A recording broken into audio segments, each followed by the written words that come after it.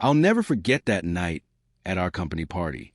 I was finishing the last sip of my usual cinnamon tea when she emerged from the kitchen, a mug clutched casually in her hands.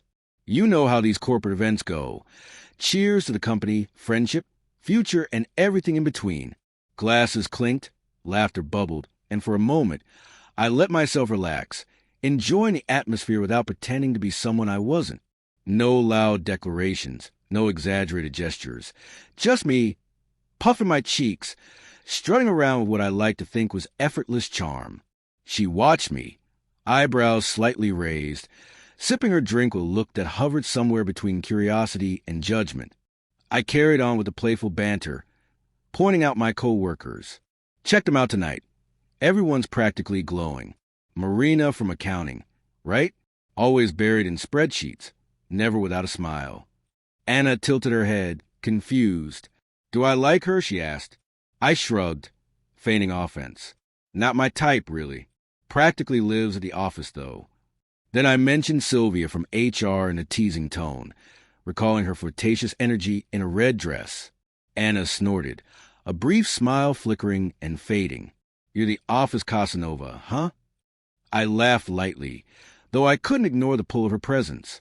Suddenly, her expression changed.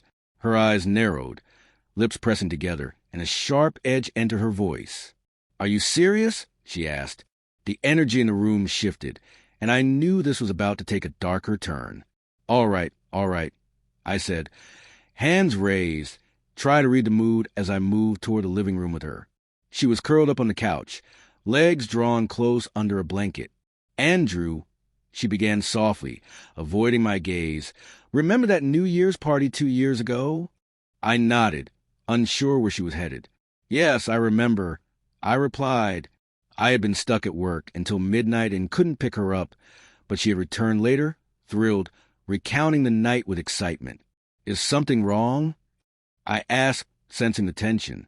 Her voice quivered as she looked away. The boss, he was there.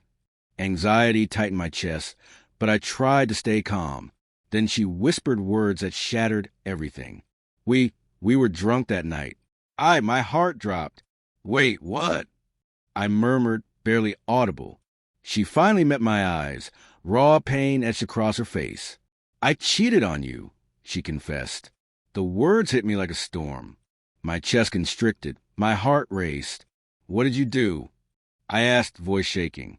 She spoke quickly, desperation spilling through every word. It was a long time ago.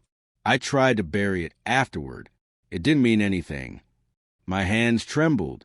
And you call that nothing? I shouted. Tears streaked her face.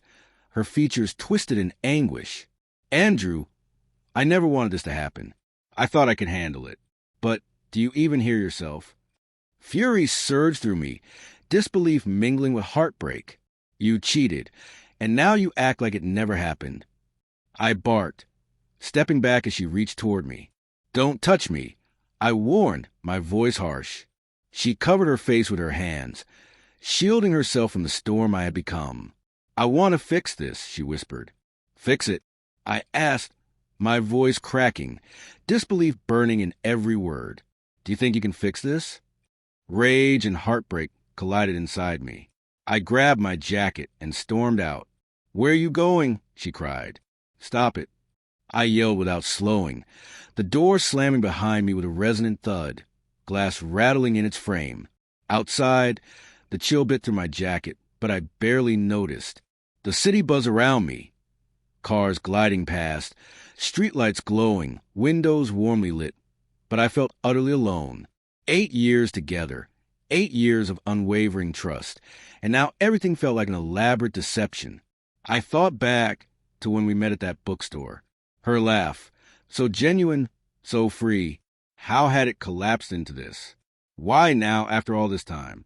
Was it my fault for being distracted by work? No, this was her choice. A lump formed in my throat. The woman I had loved, the one I believed in, had shattered my world in an instant. Tomorrow felt uncertain, frightening. Everything I considered solid, true, and reliable now lay in shards at my feet, impossible to reassemble. The night stretched endlessly, and I wandered the streets, replaying every moment, every laugh, every memory tainted with betrayal. Some fractures, I realized, are too deep to mend, some trust too fragile to rebuild. And there I stood, swallowed by the city, consumed by questions that had no answers, facing a tomorrow that seemed impossibly uncertain.